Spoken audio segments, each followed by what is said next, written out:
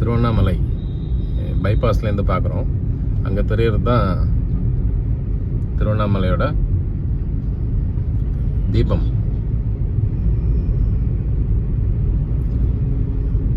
ஏற்றுற மலை இது மேலே தான் மகா தீபம் ஏற்றுவாங்க, கார்த்திகை தீபம். இப்போது புராண காலத்துலேருந்து பார்த்தோம்னாக்கா இது வந்து நெருப்பினால் ஆனது. ஸோ கலிகாலத்தில் இது வந்து கல் மலையாக மாறி இருக்கு. அதுதான் புராணங்கள்லாம் சொல்கிறது.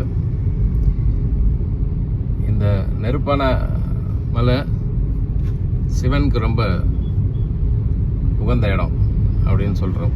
இந்த இடத்துல கலியுகத்தில் கல்மலை ஆனதால் இங்கே சித்தர்கள், முனிவர்கள் இவர்கள் எல்லாம் அந்த மலை அடிவாரத்தில் மலையை சுற்றி வாசம் பண்ணுறதாக சொல்கிறோம்.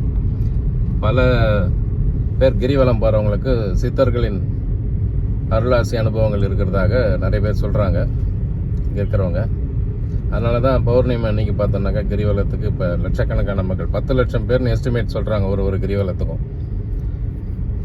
நடந்து தான் போகணும், ஒரு 3.5 மணி நேரம் ஆகும். 14 கிலோமீட்டர்ஸ் சர்க்கம்ஃபரன்ஸ் இருக்குது. ஸோ அது வந்து நம்பிக்கையோடு வரவங்களுக்கு நல்ல பலன்கள் நடக்குது அப்படிங்கிறது கண்கூட எல்லாரும் சொல்கிறாங்க, சிவன் பக்தர்கள் அத்தனை பேரும்.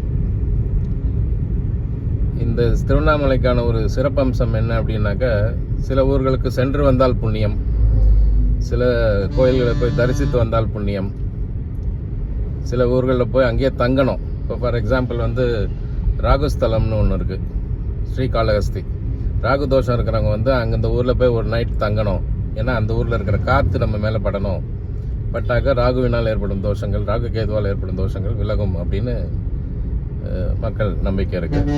ஆனால் திருவண்ணாமலையை நினைச்ச மட்டும் நினைத்தாலே முக்தி அளிக்கக்கூடிய நகரம் அப்படின்னு அனுபவப்பட்டவங்க எல்லாரும் சொல்கிறாங்க.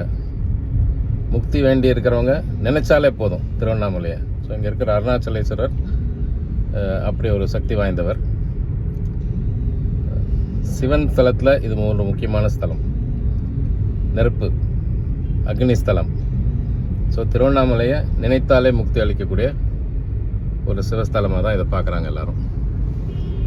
இந்த கேப்பில் தெரியும் உங்களுக்கு மலை. இன்னும் ஒரு 1/2 மினிட் நான் கவர் பண்ணுறேன். சுற்றி பைபாஸில் போகிறதால அந்த ஊரோட பில்டிங்ஸ் அதெல்லாம் தெரியுது. இப்போது கேப்லலாம் உங்களுக்கு தெரியும் பாருங்கள், தெரியறதா அதான்.